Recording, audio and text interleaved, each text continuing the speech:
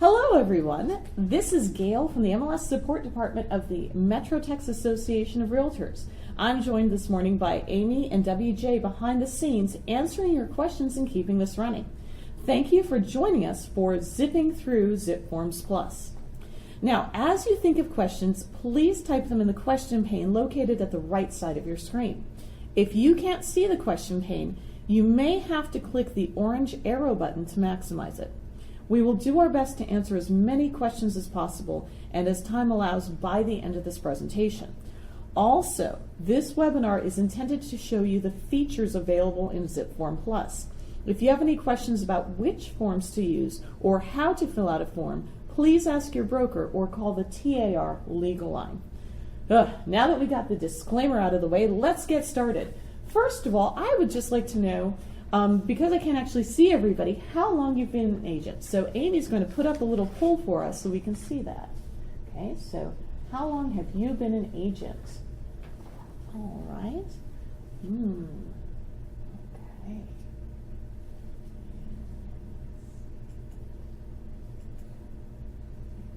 All right, so it's actually a nice mix. A lot of you have been an agent for a while, some of you are new. Good. It's nice to be able to help a lot of different people all at once.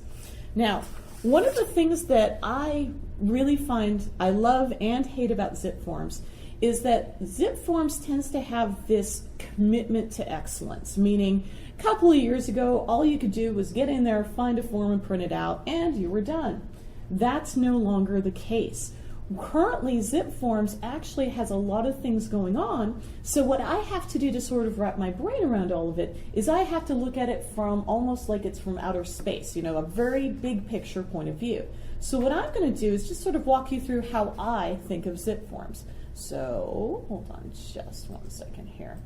Now, I have to sort of break it down into a couple of parts. First of all, I think of the source of the forms. Now, where do we get these forms? Now, obviously, you still have the ZipForms library. That's where you go in and you look for the contract, things like that. But also, you can add external documents. This is one of the newer features. What that means is, let's say your office has a listing checklist they like you to include, or if you receive an offer from the other side, we can go ahead and add those external documents into ZipForm in order to have them signed. Now, additionally, we can use templates. Now, I look at templates as sort of the investment of ZipForms Plus because, let's face it, you do a listing, it's always a listing agreement, and, you know, seller's disclosure, all those different things. What you can do is you can create a template, and that way you're not reinventing the wheel each time. So if you invest a couple of minutes on your template, each time you go do a new listing or offer, those are ready to go. So I always like to think about the source of my forms. Now, additionally, I like to think of my source of my data. Now, you can still do the data entry, or, you know, I'm old school, you can still type it in, right? But ZipForms has come up with some ways to save you some time. So additionally, you have your MLS Connect, and I really like this. The reason I like MLS Connect is because let's say that you're doing an offer, especially in this market where it seems like you have to do 10 offers. What we can do is we can use MLS Connect, and what that does is if something is listed in the MLS, then we can go ahead and pull that data over into your contract. Because let's face it, if somebody's already typed it, why do we want to type it some more? Additionally to MLS Connect, there's a brand new feature called Collaborate, and I love Collaborate, and here's why. Basically with Collaborate, if you've ever worked with a lease, you know that people, when they have to handwrite something, will generally use the worst handwriting possible. Collaborate basically lets the person who's supposed to fill out the form fill it out, and they fill it out online so it's nice and easy to read. So Collaborate's a good feature. People are using this with the seller's disclosure and also with lease applications. So we think of the source of our data, and then also let's go ahead and think about what we want to get out of it. What is our end result? So first of all, you can still print and have people sign things. That's still acceptable. But you also have access to e-signatures. Now, one of the things I want to make sure everybody today is aware of, if you have access, if you get your ZipForms through Texas Association of Realtors, like all of the MetroTex members do, you have free access to digital ink. meaning everybody who gets zip forms through us also gets their e-signatures free. Now, you have digital ink for free. Some offices or individuals also pay for DocuSign. DocuSign's a more mature product, but every single person who gets their zip forms through MetroTex has access to free e-signatures. Now, the next thing is the vault. One thing that people kind of run into is, I have all these documents, what can I do with them? So that's where the vault comes into play. With the vault, you actually have access to free online storage through ZipForm Plus. Now, there are a couple caveats, and we'll talk about that in a little bit, but if that's what you need, then ZipForm Plus can be a very big lifesaver there. What I want to do is go ahead and get started. Okay, so most people, when they get in, they go to the Netris portal. And if you'll notice, there is a ZipForm Plus icon over here. ZipForm Plus, you guys see that? The problem with that is that actually takes you to the ZipForm website and makes you log in again. What I like to tell people is to click the matrix icon, this one right here, and when you do, it brings up matrix, and under your external links, about 2/3 of the way down, you have a ZipForm login. The reason I use that one is because, and I'm going to go ahead and just highlight it right here, so right there, the ZipForm login, okay? The reason I tell people to use that one, that way you don't have to remember another user ID and password. So that's very important to me. Now I'm going to go ahead and get into ZipForm Plus, and what I'd like to do is just talk very briefly about the parts of the system. Now, the place where we are going to spend the majority of our time today is under transactions and templates. Now, transactions are for individual real estate transactions. I make an offer on 123 Main Street, that's one transaction. I do 555 First Street, another transaction. On the other hand, when I click templates, okay, templates are, remember, those investments. I go through, I find all the contracts I need that I generally use for a listing or an offer, and I create a template, and that's a huge time saver down the line. What we're going to do first, though, is we're going to jump right in, and under transactions, I'm going to go ahead and start a new transaction. What I would like to do is I would like to help Mark Twain make an offer on a house on Riverside Drive. So I'm going to click our new transaction, and that brings up our transaction details screen. Now, what I like to tell people is be consistent with the way you name your transactions. For example, a lot of people will use the last name of the person dash the address. As long as you're consistent, that way your files stay nice and organized. So Mark Twain, Riverside Drive. Okay. Now, I'm going to, this is an offer, so it's going to be a purchase and a residential. And then I'm going to click down here at the bottom. I'm going to click Save. And if you'll notice, that brings me to another screen. This is sort of our workspace for zip forms. And when you create a transaction, all of the forms go in the middle of the space right here. Okay. Now, first thing we're going to do is we're going to show you how to find the forms, because if you can't find the forms, the rest of this doesn't even matter. So what we're going to do is try to find our forms. And let me explain how I like to do it. My theory is it's very hard to remember all the numbers, so I do keyword searching. So first thing I do is I click my down arrow next to Select Library, and I say All Libraries. So I click my down arrow next to Select Libraries, and I say All. The reason I do that, I want to look for that form no matter where it's hiding. Now, if you'll notice under our libraries, we have, for example, the MetroTex library, Netris, also TAR and TREC. So it just searches all of those all at once. So if I'm going to do an offer, I need the 1 to 4 family contract. Now, some people will type in for whatever. I like to choose the keyword that I think is unique. So the 1 to 4 family contract, I'm going to choose the word family, F-A-M-I-L-Y. And what it does is it finds any form with the name family in the title. The reason I do the keyword searching, if you'll notice down here with the TAR 1601, there's a 1-4, and then the TREC ONE24 family contract. So you never know how people are going to abbreviate. That's why I do the keyword searching. Also, there's a TAR and a TREC version of the same form. Don't worry about that. The reason that's there, basically TREC provides you with one and so does TAR. The only difference is whose logo's on top. whichever one your broker tells you to use is the right answer. So I'm going to go ahead and grab my TAR form, okay? And some of you, and if you'll notice, it goes into my workspace right here. Yours might look a little different. That's totally fine. So I'm going to grab my 1 to 4 family contract. Now, I'm going to find also the information about brokerage services. So information about brokerage services, and I'm not the world's greatest speller, so I'm just going to put BROK, and there we go. Now, one thing you'll notice, there's actually 2 versions of the same form. The reason for that, when you mouse over it, the information about brokerage services, there's a seller version, and there's also a buyer version. The reason those are there is so that when you're doing electronic signatures, it knows whose signature to put on the bottom. Okay. So we're making an offer, so we need the buyer version. Okay. The next thing is our third-party financing. It's amazing how few, if you can spell party. Now, if you'll notice, I got no results. There's a weird little glitch with ZipForm Plus. And sometimes it loses all libraries. Just click your down arrow and say all again, and there we go. So third-party financing. And then I'm going to grab the Homeowners Association form. Now, if I start typing home and I don't see it, maybe I need to do another word. So for example, association, boy, I can't type. And let's see, I'm going to say all libraries again. Now, if you'll notice, there are actually 4 forms here.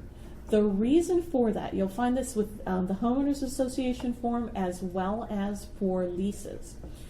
Zip forms will only let you put one version of any form into a transaction. You can have one contract, one cover sheet, whatever it is.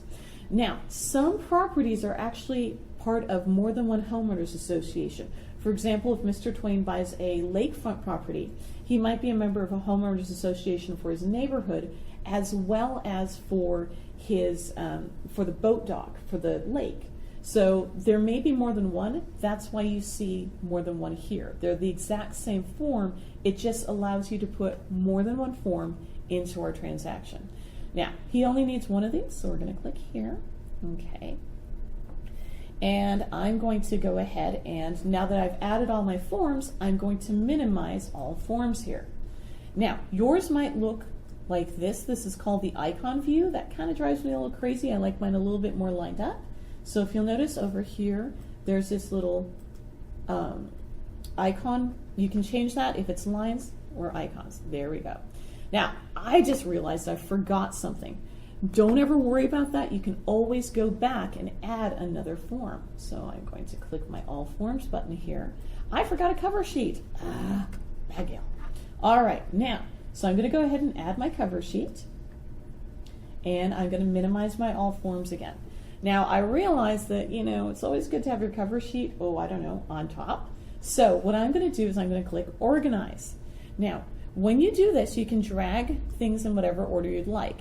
And so it lets you drag and drop. Now, one problem with this is you have to remember to click Save right here when you're done, because if you don't save it once you've organized, so you click Organize, move it where you want, and then click Save. If you don't save, you're going to be stuck in that screen forever. So you can definitely click Organize, put it in whatever order you would like. Okay. Now, first thing we're going to do is we're just going to add a little bit of information on our cover sheet. Do you have to use a cover sheet? No, I just find them handy. So I'm going to click on my cover sheet, and since Mr. Twain is making an offer, he is buyer number 1. So I'm going to put in Mark, whoops, okay. All right. I am just capital happy today, aren't I? There we go. And I'm going to put in his email address.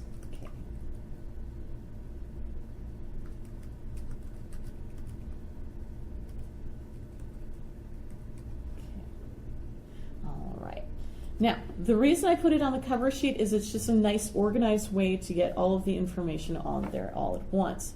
Now, when I click my back button, it will automatically save for me, and I can go into my 1 to 4 family contract. Now, if you'll notice, when you're in a form, you have this My Forms tab over on the left. That lets you hop between the different forms. And as you hop between the forms, it does automatically save. So I'm going to go ahead and minimize my All Forms and get it out of the way. Now, there are a couple of features that I wanted to just go through as far as when you're doing the data entry. First of all, that full screen button just minimizes everything else and makes it a little bit bigger. I have a tiny little laptop, so this is a very handy feature for me. Also, and when you click it again, it's like an on-off, it turns it back off. If you have typed something here, for example, I'm going to say it's in lot A, if you'll notice your save button turns blue, that just means you can save it. Now, obviously, you can email or print the forms.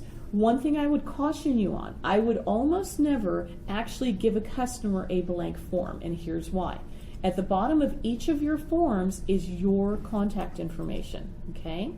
So if you give somebody a blank form, you're giving them a blank form with your name on it, and sometimes people will very helpfully put those on the web too.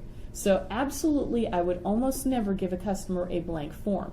If they would like to see the form, click Print Sample, and what will happen is they'll get a form, but it says sample across the top, or across the middle of each page. That's the better way to do it. Now, next thing I want to show you is the fast fill. This can be a huge lifesaver if you're a new person or if you are in a hurry. The fast fill button, again, it's like a light switch, it's an on-off. When I click it, if you'll notice, the verbiage of the contract just goes away and it just shows you the blanks. I love this if you're in a hurry, you don't accidentally leave the price off or something like that. I click it again, all the contract verbiage comes back. So it's just a nice way to make sure you haven't left anything important off. Now, you can definitely save this as a PDF to your hard drive, okay? But the next thing I want to show you just really quickly is the highlighting. Let's say, for example, Mr. Twain loves to barbecue, so he wants the outdoor cooking equipment. We can highlight that and he'll see it. If I double click it, it goes away. Okay. Now, MLS Connect and eSign, you're just going to have to take my word for it. They're awesome. We'll get to them in a little bit. But I wanted to show you a new feature we have, which is attaching a photo. Now, first of all, I have to say definitely check with your broker to see if it's one, appropriate, two, legal. But some people say that they like to attach a photo. Say, for example, if you're working with a lease and you do a walkthrough and there's existing damage and you wanted to point it out, what you could do is you could click Attach Photo, and it will make you browse to find the photo. I'm going to look for mine right here. And on mine, it's trees that need to be trimmed. Okay. Now, I can put a caption, I like trees to trim, and I'm going to tell it okay. And it will say Photo 1 right here. So, for example, if you had special conditions that, okay, we're going to do this, but you need to trim those trees, you can put that Photo 1 marker right there. And when you print out the contract, the last page will be the photo with that caption. So I really like being able to attach a photo here. Okay. I'm going to click my More button, and that just means we have more buttons to play with. Let's see. You can definitely put notes on a contract. These do not print out, but they do go electronically. You get the kitchen equipment. Okay. Now, one thing I would like to tell you about notes. Never, ever, ever, ever, ever put anything in note you would not like the other side to see. Because while you can delete all the notes, oftentimes people forget to do so. Okay. And when we minimize this, it turns into a little flag that when the customer mouses over it, they can definitely see it. Okay, so those are your notes. And if you were sending this to the other side, you could definitely delete all your notes. Spell check just spell checks whatever you put in there. And then NA, how many of you guys have ever worked with somebody who obnoxiously goes through the contract and any blank line they mark through? So your NA button lets you either put NAs in those, I personally like dashes, but then when you click apply, it puts it all over the contract. I'm not ready to do that yet, but maybe when I'm done with my data entry, I can do that and it will fill in any blank line with dashes. Okay. All right. So what we've done so far is we created a transaction and we've started with the data entry. But I know this property is listed in the MLS. So what I think I need to do is MLS Connect. So how many of you all have ever used MLS Connect?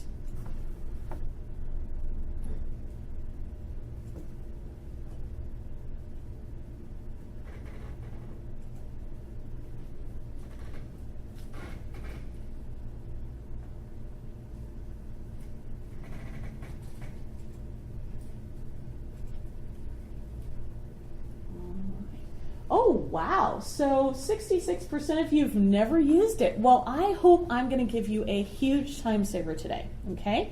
So what I'm going to do is I'm going to click More, and let's say that this is a property that's listed in the MLS. Why type it if somebody else has already done the hard work for you, right? So what I'm going to do is I'm going to click my MLS Connect button. Now, you put in your user ID, that's your license number, and normally yours is yours is a license number with a 0 in front of it, and then your MLS password. Now it is case sensitive, okay? So hold on just a second, I can't type and talk at the same time. And then you put in the MLS listing number, okay? And first thing you want to do is, if you'll notice this button over here, the Find button, okay? What that does is it finds that listing. Now we're using a test listing here. Always make sure you look at the address and make sure it's the right property before you import it. Now I'm going to click Import, and it says you want to replace the data. Yeah. Okay. And I'm going to tell it okay. And if you'll notice, it puts in, for example, the lot, block, the legal, all of that stuff for you. Now, MLS Connect is not perfect, okay? But it is definitely a huge time saver. Now I'm going to scroll down, you know the page of the contract where it lists the other agent? Hey, wait a minute, that's not filled in. Now, the reason it's not filled in, and that's a legal issue, ZipForm Plus will never assume. What that means is if it can't exactly match what MetroTex calls the field with what ZipForms calls the field, it won't automatically pull it over. But you're not totally stuck. If you'll notice when I click the More button, there's an Activate IntelliCopy. That's kind of your step 2 with MLS Connect. Step 1 is MLS Connect. Step 2, Activate IntelliCopy. What that does is you're basically giving it permission to guess, to make an intelligent guess. These two seem to match. And if you'll notice, a lot of the information pulls over for you. So one thing to do, if you're using Activate IntelliCopy, you're giving ZipForm Plus permission to guess. Let's go ahead and scan through those forms and make sure it guessed properly, okay? So I really love the MLS Connect. You just put in the MLS number, tell it to go get it, and then make sure you do your Activate IntelliCopy. But always look at the contracts afterwards. Now, let's see. So we've filled this all in, and we are ready to send this out for digital signature. How many of you all have used your digital signatures?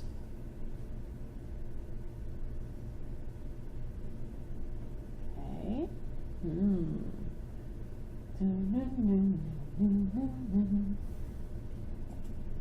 All right, so 2/3 of you have, 1/3 of you, well, we're going to change that.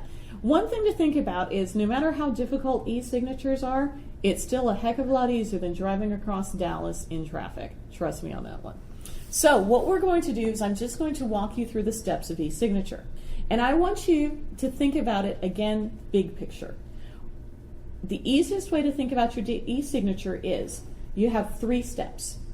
What needs to be signed, who needs to sign it, and where physically on the document does it need to be signed. So if you think big picture, it's a lot easier. So what I'm going to do is I'm going to click e-sign. Now I can sign just this form or I can sign multiple forms. Normally you're signing the whole packet. And unsaved data will be lost. Are you sure? Yeah. Okay. Now, first thing is we're going to say what forms need to be signed. Now probably not the cover sheet, but probably everything else.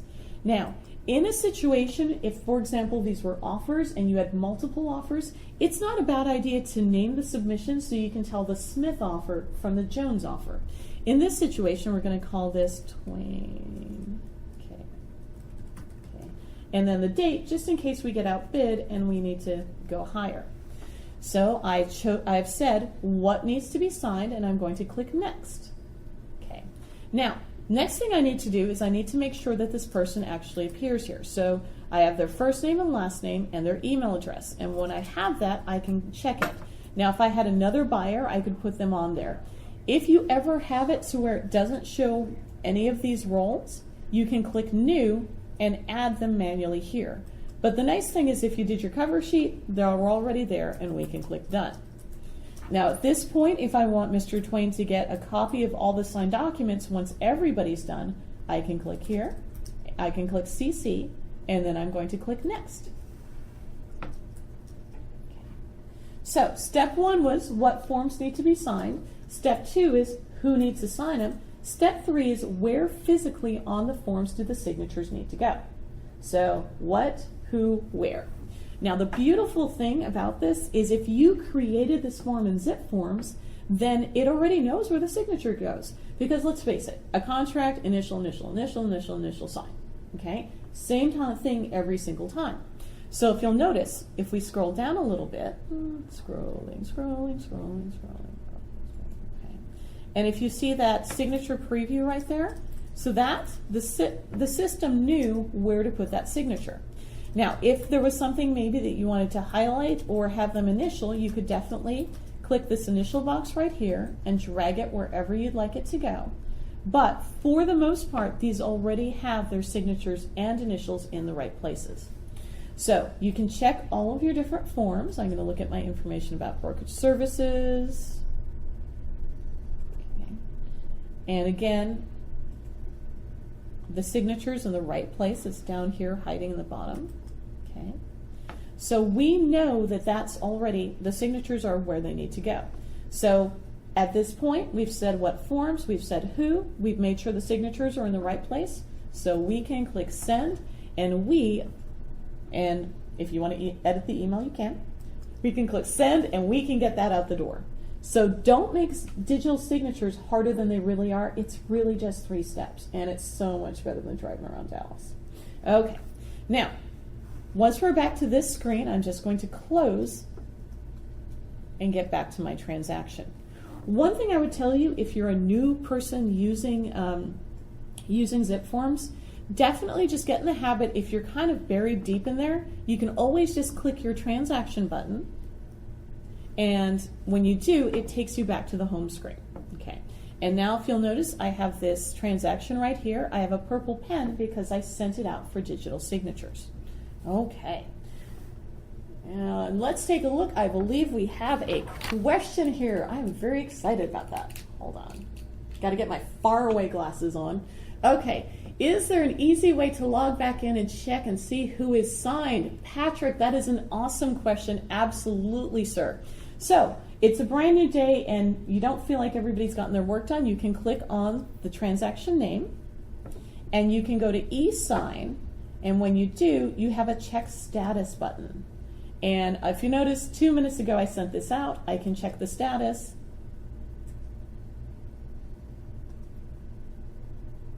Come on. And if you'll notice, it's pending, meaning the person has not opened the email address, the email, and action required, meaning they have not signed. So that was an excellent question, Patrick. Thank you. All right. Oops, and I just completely closed ZipForms. Now, next question. Sometimes there's one initial that doesn't show up on page 7.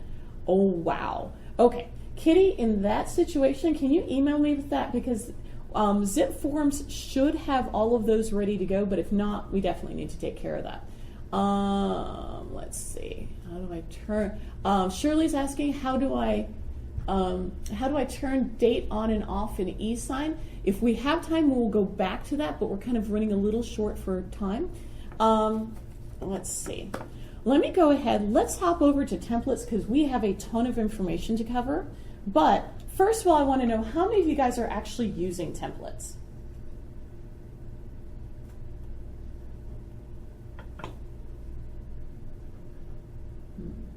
It's kind of fun to watch you guys vote.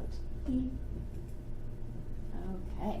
Oh, yes. So about half of you, half and half. Okay. Some people call it a time saver. All right. What we're going to do is hop right in and do a template. So if you notice, I'm on the transactions button right now. I'm going to go ahead and click on templates. Okay. And templates are basically your investment. What you want to do with your templates is you want to think about it. I'm going to put 20 minutes of time in doing a template. That way I save 5 minutes each time I do a transaction. So it can be a huge time saver. I would recommend at least having a listing and an offer template. If you're working with an investor and constantly making offers, it might not be a bad idea to have a template specifically for that customer. Now, what we're going to do is we're going to hop right in. I'm going to do a new template, and I'm going to call this my listing template. And a lot of people will put in the date, because that way they know the most current template that they've worked on. That's up to you. That's a judgment call. I'm going to go ahead and click Save. And if you'll notice, it looks remarkably similar to where we just were. Now I'm going to go ahead and add a couple of forms. What I would tell you to do is, if you're going to do a listing or an offer template, go ahead and be overreaching. Include some things that you might not need. For example, the lead paint. You know, if it's a newer house, you're not going to need it, but you can always just take it out quickly. So be overreaching when you create your templates. Now I'm going to go ahead and select all libraries again, and I'm going to grab my cover sheet. Okay, and I'm going to do it first this time. I'm also going to grab a listing agreement. So I'm just going to do the word list. Now, if you'll notice, this always makes me laugh. There's a TAR 1101 and 1102. Now, and it says residential listing is, okay. If you want to know whether it's the right to sell or right to lease, you just mouse over it, and if you'll notice, 1101 is the right to sell, 1102 is the right to lease. So I'm going to grab that right to sell, okay, and it adds it into my transaction here. Also, I'm going to add a seller's disclosure, DISC, okay. Now, there are several different seller's disclosures that you have access to. All of them work. I'm not going to say one is better than the other. For the purpose of this webinar, I'm going to grab the MetroTex version B. The reason for that, this one actually allows you to use Collaborate and have the customer fill it in. Okay, so I'm going to click our seller's disclosure. There we go. And I'm going to get the information about brokerage services. And it helps if you can spell. And I'm going to say all libraries again. And I want the one this time for my seller. So I'm going to grab that. Okay. Now, realistically, you're going to definitely grab more forms and have as many as possible ready to go. I'm just showing you how this works. I'm going to minimize my all forms. And what I would recommend that you do is go into the cover sheet, and give it a second, and put in your listing broker information.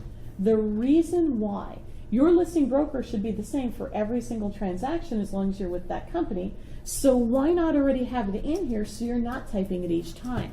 Think of it as an investment in time, okay? Now I'm going to go ahead and just get back to my list of transactions, okay? Now, I'm going to give you a little cheaty cheat I have. If you do a search for the word check, it will give you the TAR 1415 residential listing checklist. Now, I'm not going to say that this is the solution to your transaction woes because it is from 2005. However, on this, if you're trying to brainstorm for what forms you need in a listing, it actually gives you a pretty good starting point as far as what forms to include. So, yes, it's outdated, but it's a good starting point. So just be aware that's, if you do a search for the word check, you'll find that TAR checklist. By the way, if you ever add a form you don't want to include, you can always just click your little down arrow here and remove it. There we go. Okay. So we have we've created our template. What we're going to do now is hop back over to transactions and use this template to create a transaction. What we're going to do is we're going to help Amy here list her property. So I'm going to click my new, and I'm going to say Amy's last name is MetroTex. She's that devoted. Okay. Okay. And okay. Now, it's a listing and it's residential. And we're going to apply this listing template. And we're going to click Save. There we go. All right, and if you'll notice, those forms came in automatically. I'm going to minimize my All Forms button, and I'm going to work on my cover sheet. Now, again, I'm going to put Amy in. She is seller 1. So, Amy, whoops.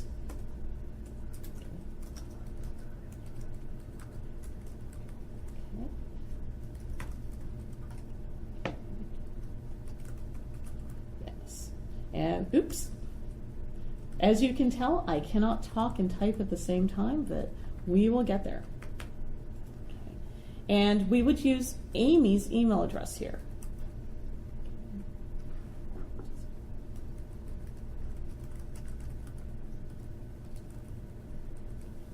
All right, there we go. Okay, so we would go ahead and put in Amy's information, and then we're back here at the main screen. What I want to show you is the residential listing agreement. Okay, and the reason for this, this really to me points to the power of using ZipForm Plus. So with this listing agreement, when we put in Amy's information on the cover sheet, if you'll notice, it pulled her information here, okay? So it shows that Amy's address is here. Now, keep in mind, it does not have Amy come up as the seller. The reason for that is Amy, keep in mind, on the cover sheet, there was a seller 1 and a seller 2. This only says seller, and once again, ZipForm Plus never assumes. But if you click your down arrow here, you can choose Amy, and then from here on out it knows everywhere else seller is Amy MetroTex. Now, I'm going to scroll down and show you one more thing here. I'm on the line between the first and the second page where it shows you the property address. Hey, wait a minute. It knows that Amy's address is 123 Main. Why didn't it put it there? Okay, and again, ZipForms never assumes. So with this listing agreement, we don't know. Amy could live in one house but be selling her investment property. But if you click here and you click the down arrow, it will let you choose it off the list. Come on. Yeah, 123 Main. Okay. Yeah. And so forth. So just realize you may have to occasionally take one more step than you think you should have to, but it's because ZipForms never assumes. Okay. Now, what we're going to do now is, now that we've filled out the cover sheet and talked a little bit about the data entry, we are going to give Collaborate a try. Now, how many of you guys have ever used Collaborate? Okay. Ooh. Huh. All right. Well, I wish all of my customers had perfect penmanship, but that's not necessarily the case. So what I'm going to do is I'm going to show you how you can use Collaborate to have the person who actually should be filling out the form fill out the form. So I'm going to go ahead and I'm going to click back. You need to be back at the screen that shows you your list of forms in the transaction. You can't be in a specific form. You need to be back on your main workspace where you see the list of forms. Now, if you'll notice over here, there's this Collaborate button, okay? And when we click Collaborate, what that does is it starts the process for us. Now, Collaborate is not difficult. What I want you to do is think of it sort of as the big picture. You say who's going to collaborate, you give them permission to collaborate, and then you say what you're going to collaborate on. See, piece of cake. So I'm going to go ahead and add a person, and I'm going to say Amy. Now, if my person did not show up here, under transaction contacts, I can always click new and add them. But they are under my transaction contacts, so I'm going to click save. Okay, and by the way, you do have to put a check mark next to them. Oops. And I'm going to click save. All right. Now, this always makes me laugh. Can edit the forms. Yes, that's the point of Collaborate. So we're going to let Amy edit our form. Now, it gives you a month, and let me just give you a little piece of human nature here. If you give somebody a month, they're going to take the whole month. So what I would say is choose a date that makes you happy, you know, a little closer to time, depending, just so that they will cut them off so they know I have to get it done by such and such a date. Now, I'm going to have her fill out the seller's disclosure. So what I've done is say who's going to sign it, or who's going to fill it out. Yes, she can fill it out, and which form she can fill out. Now, by the way, don't give them access to all the forms. Customers do not need to be filling out the contracts, just the seller's disclosure or the lease agreement. So I'm going to click send, and what will happen is it generates an email and it sends it to your customer. Now, we're going to try something a little bit dangerous on a live webinar. We're going to go see if this is already in my email yet. Okay. So if you'll notice, I have the ZipForm document for Mark Twain. And then this quickly, if you'll notice, we have the Collaborate that came over from ZipForms. So it comes from your name, the agent, and the name of the transaction, and start collaborating now. Okay, and let's see. And what this does is it gives the customer a slimmed down version of of ZipForms. So give it just a second. They need to create a new account. Now people will obsess about it. Tell them just use last name and the date, okay? So let's see. I am the seller. Okay. Okay. And then some password, if they just can't think of one, it just has to be 6 characters. Don't think too hard, people. All right, and I'm going to click continue. Oops, and I have to type it correctly. Oops. Okay. So don't think too hard, but think a little bit at least, okay? There we go. Okay. So now what happens is your customer gets a very slimmed down version of ZipForm, and only the form that they're allowed to touch. So I'm going to go ahead and open it up. And for the sake of argument, come on. It's thinking. There we go. So is the property owner occupied? Sure. Is it the current owner? Absolutely. And whenever I check, it puts a little check mark right there. There we go. Okay. And give it just a second here. Am I a citizen? Sure. Okay. And I just put in check marks wherever I need, and then also if there's a data entry field I can type in. So home warranty X, oops. Okay, sure. So basically the customer fills this in. Now, I would like to be very clear on something. The customer's filling it in. This is not an electronic signature, okay? And when they're happy with this, they can close out, and yes, they'll save their changes.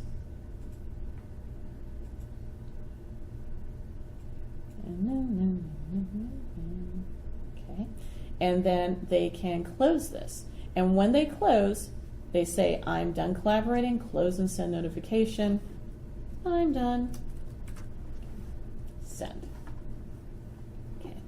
Now, instantaneously, what will happen is it's a brand new day, okay? I go into this transaction and give it just a second. So I'm in this MetroTex Amy. And I go to my seller's disclosure notice. Okay. And I will see that, oh, hey, my seller has filled this out. Now, my recommendation is once the customer's done with it and it's perfect, I would go back to collaborate and I would turn that off so he or she can't go back in there and change anything.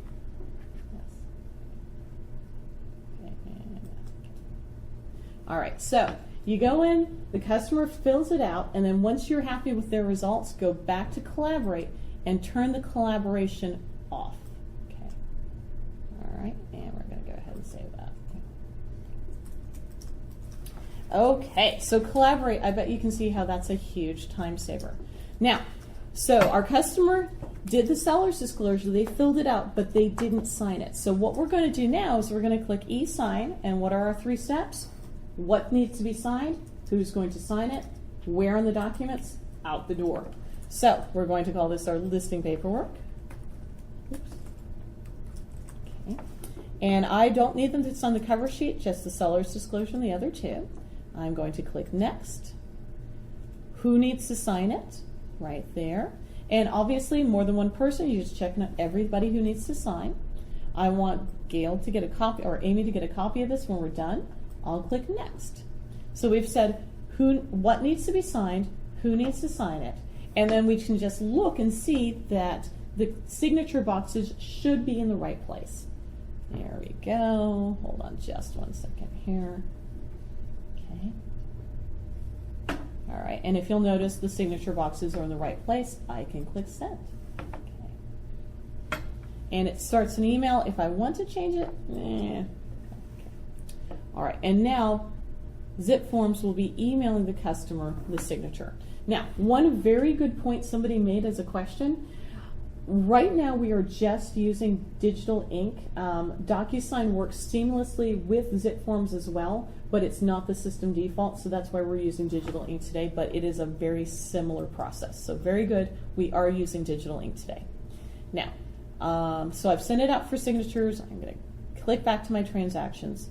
Now I'm going to go ahead and go to my email and see what the customer sees. So hold on just one second. Okay. Now, if you'll notice, the customer will get an email from ZipLogic's Digital Ink. Your documents are ready to review. Okay. Now, one quick thing I want you to notice. If you have any questions, you need to contact your agent. You are tech support for Digital Ink. So, what I like to tell people, never beta test on a paying customer, okay?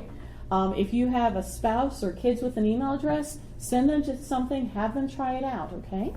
Now, I'm going to go ahead. I'm Amy, and I, as the customer, am going to log in and sign, okay? Yeah. Okay. So I have to agree to do business electronically, and I have to create a password here. Okay.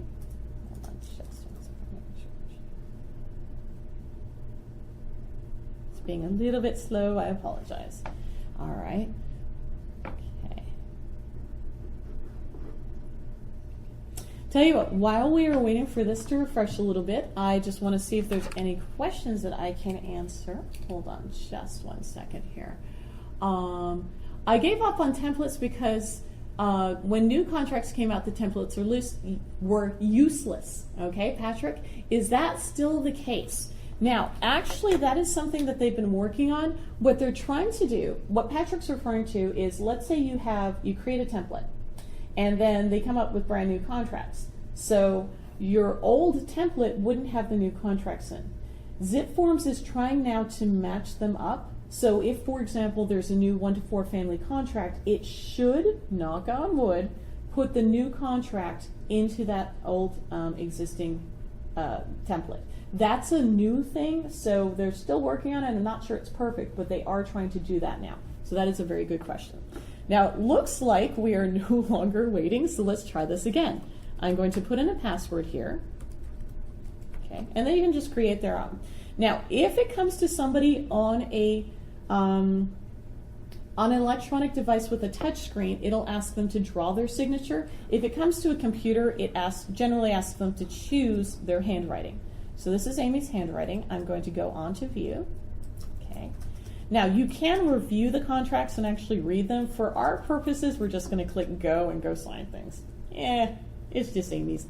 It's okay. Now, if you'll notice, what it does is it says click to initial. You just do that every single time. We are doing it. So we are initialing. Boy, there are lots of places people have to initial. On, clicking to initial. It's kind of amazing, though, how quickly you can sign your life away, huh? Okay. Okay. Yep. Lots of initialing.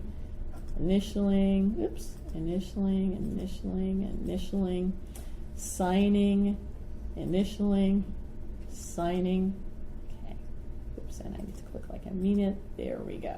So now I've finished signing. So I can click finish. And just that quickly, your customer has signed several documents all at once. So I think that's a really amazing process. Let's give it just a second for it to scroll. What it's doing now is it's just verifying all the signatures. It'll come up just a minute and say, hey, thanks for signing, and you can quit. Okay. All right. So now it is a brand new day. I am back in my transactions. And if you'll notice, on this MetroTex Amy, the one where we had that listing, I have a purple pen indicating it's out for signature, and I have a gray ball saying that it has been signed. Okay. All right, so we're going to open that up. Okay, so Amy did such a lovely job with her seller's disclosure. Everybody wants this house. So if you'll notice, we have all of these forms and also the completed signed documents. Now, that's just part of the listing. Since we're done with that part, we can add a folder and just call this our whoops, listing paperwork. Oops. All right. And then what I'm going to do is just drag all of these different forms into our listings paper fold. Now, to me, there's a little bit of a weird feel here. It seems like there's a bit of a delay, but it will pull them over. And then if you'll notice, your workspace is clean again. Now, last thing I want to show you is I want to show you how to add a document. So we did this listing for Amy. Now we're getting a ton of offers in. So what we're going to do is we're going to add a document here. And I'm just going to browse, and let's see. I'm just going to upload the sample document. By the way, not a real contract, just a sample document. But especially in a multiple offers situation, you may want to say Jones offer and the date. Okay, Jones. Okay. And so now we have this in our ZipForms. If we wanted to add whatever addenda we wanted to do, for example, like a non-realty items, we could definitely do that. Okay. And obviously fill it out. And then we could say, all right, Amy, I like this offer. Let's take a look, and if you're comfortable with it, I would like you to sign it. So again, we can go to e-sign, and we're going to sign it. We're going to call it the Jones offer. Okay. And we're going to include both the offer and the non-realty items. So we say what's going to be signed. Who needs to sign it? Amy does. Okay. And then finally, where it needs to be signed. Now, this form is not actually a contract, it's just a PDF we had on this, but for the sake of argument, if you'll notice, this form does not have any signature boxes. The reason for it, whenever you import a PDF into ZipForms, it's like a blank piece of paper, okay? It doesn't know where the signature boxes go. So if, for example, the signature went here, we would just click and drag it. If the initial went here, we would click like we made. Okay. And we could click an initial and go wherever we need it to go. Okay. So basically, this one, because it was something we imported, ZipForms has no idea where it needs to be signed. We can drag the signature boxes where they need to go. On the other hand, their non-realty items addenda, because that's a ZipForms document, okay, if we scroll down to the bottom, it knows where it needs to be signed. So we said what needs to be signed, who needs to sign it, and we added signatures, and let's get that out the door. And now Amy will sign whichever offer makes her happy, because I know we got like 20 on that beautiful house, didn't we, Amy? All right. So let's see. First of all, let's see if we have any questions. I know we've been kind of going really quickly. Bear with me. Oops. Okay, let's see. So, e-sign, after the buyer signs the docs, how do you send it to the seller's agents? Is it obvious? Well, if you have a question about it, no, it's not, Janet. It's okay. So, good question. If I have some documents that need to be sent to the other side, for example, I'm going to go back into my lister paperwork. Okay, hold on just a second here. And I'm going to go back into, see where that folder, digital ink signatures completed? That's what we signed. Okay. Oops. And I apologize, I keep on over clicking. And then at this point, I can click send and check whichever ones I want to send, and then just put in the email address and get them over to the other side. That was a great question, Janet. Thank you. Okay. What other questions do we have? Let's see. Can we get notified via email when a seller is finished with the seller's disclosure? Unfortunately, it is not there yet, but if you'll notice, I have that little dancing icon right here. Let me see. Where it says sample agent, I have that little. So whenever somebody's done, it does kind of dance for you, but it does not send you an email, unfortunately. Okay. I had a template where it did give me a pop-up saying the form was out of date and the new form was available. It didn't change the form, but it gave me the information. Okay, that is good to know. What should happen, and this is a fairly recent change, is when you have new forms, it should automatically replace the old. That is an update that happened fairly recently, though. So until our next TAR form change, we're not going to be completely able to test that. But that is something that should be coming down the pipe. Is this webinar being recorded? Absolutely, we are recording it, and it should be available on our YouTube channel in just a couple of days. Christine Moree. Oops, let's see, Christine. If multiple people need to sign, does it have to go in an order, one signs and another one gets it, or can they all sign simultaneously? Okay. What I would say is, and I apologize, I haven't really tested that, but normally I put them in an order. And what I like to do, this is my little cheat, I like to give the most responsible person the forms first. And that way they do it, and then I can hunt down the other person and say, hey, this other person's already signed, please sign them. So I do it in order. I've never actually tested if you can do it all at once, but that's a very good question. Okay. Now, let's see. One more thing that I thought was interesting is I didn't notice, okay, whenever you're looking for forms, let me go ahead and cancel out of here. One of the things you can do is, in addition to searching for keywords, let's say we're doing the survey. We can do T47 and it'll pop right up. You can just do the number. But I didn't realize, you know how TAR, the forms are all numbered, it's the TAR 1907. Hold on just one second, I have something to show you. Okay, hold on just a second here. Okay. TAR actually has logic, there's a little method to the madness. For example, the 1100s are the residential listing agreements. I just thought that was interesting. So similar forms should start with the similar first two digits. Just an interesting point of view. Okay, can you cross out in ZipForms? That is an excellent question. Used to be, and that's something that has actually changed, there used to be a strike through, and that is no longer the case. In ZipForms, there's no longer a strike through button. However, when you're doing digital ink, and bear with me just a second, let's find one to play with here really quickly. Okay, come on. Let's say I'm sending something out for signature. Okay.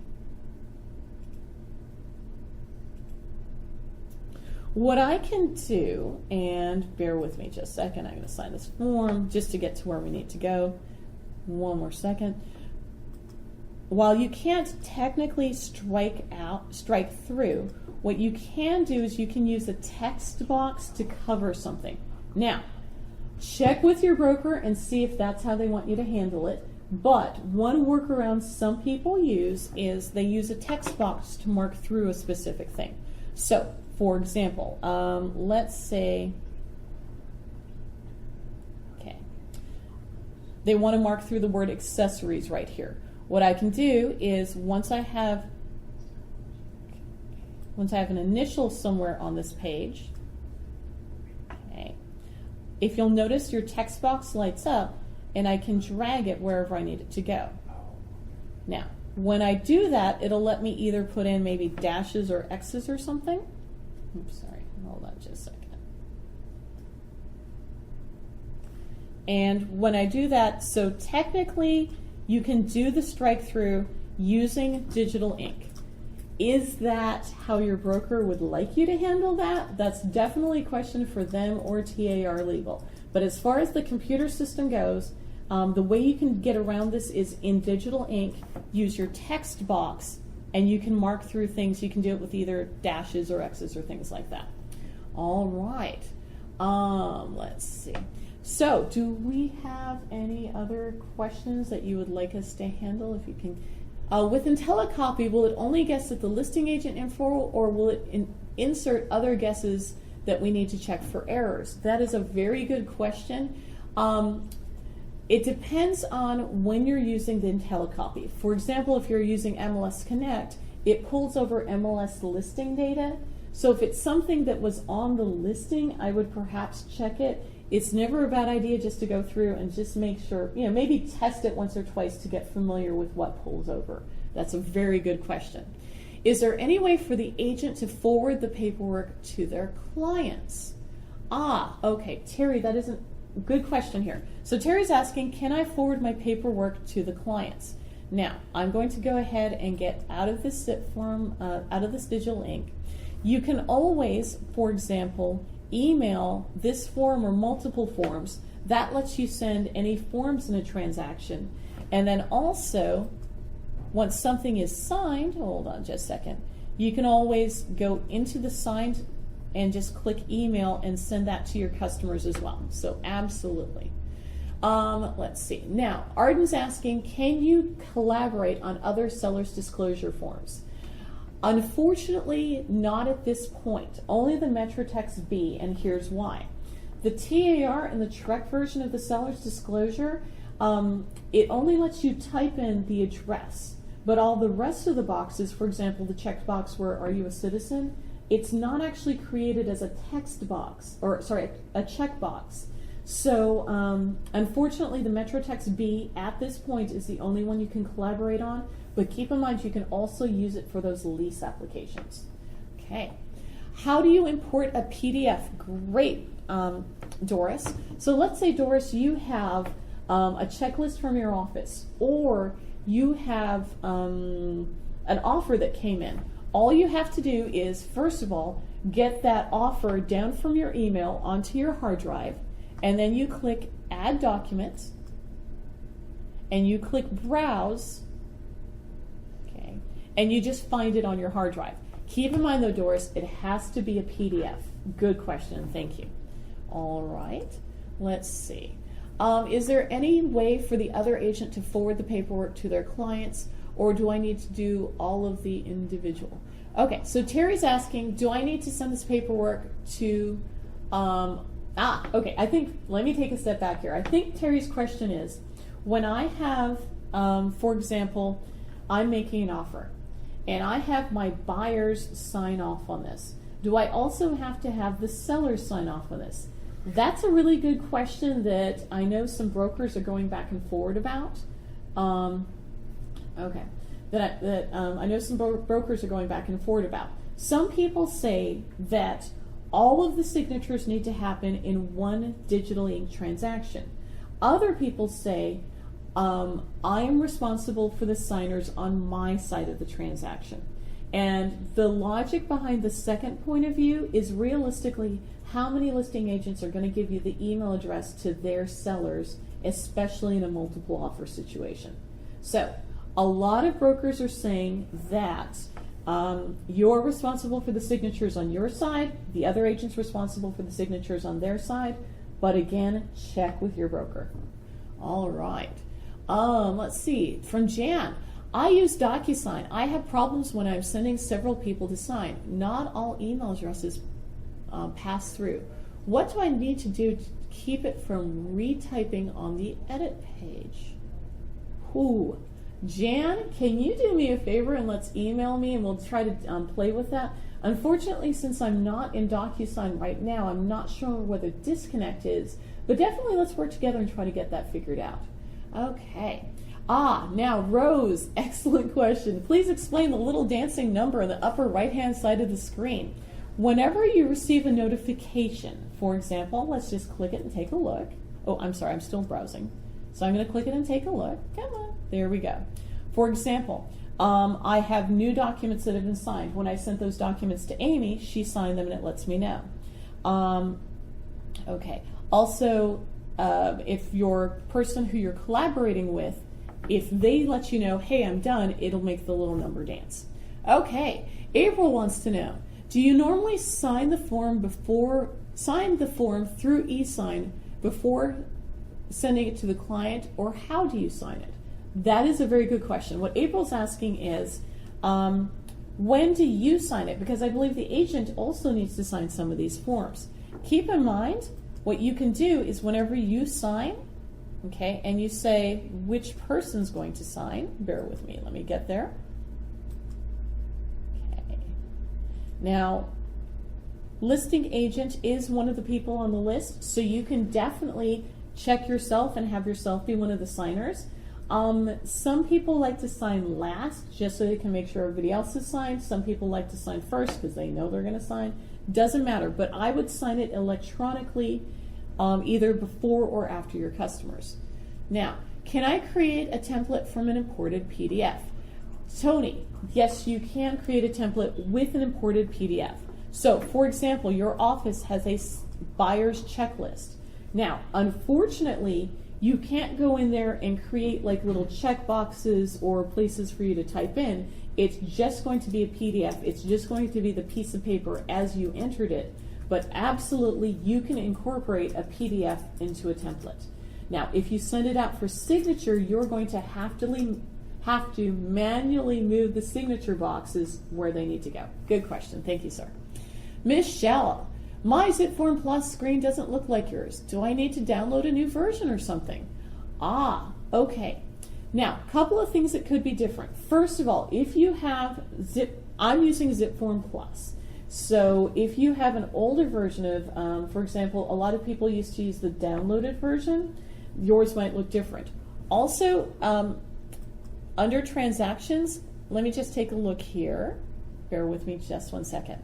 I have the icon view. If you're not fond of that, do you see that little three-line, that little three-line icon right there? That lets you go to a list view. So that may also be why mine doesn't look like yours. All right. Let's see. And so that looks like we have all of our questions. Wow, you guys were great. I feel very interactive. Now, let's see. The next thing I want to do is make sure and invite you to our next webinar, which is Talk Nerdy to Me, where we're going to talk about some of the more advanced features of Matrix and really get a little bit nerdy. If you notice, I have my little glasses. They actually look surprisingly like the ones I'm wearing now. So that will be next month, and we look forward to seeing you here. Thank you so much for joining us today. This presentation will be available on the MetroTex YouTube channel in a few days if you would like to review this information. We hope you learned a lot and look forward to seeing you soon. Thank you so much.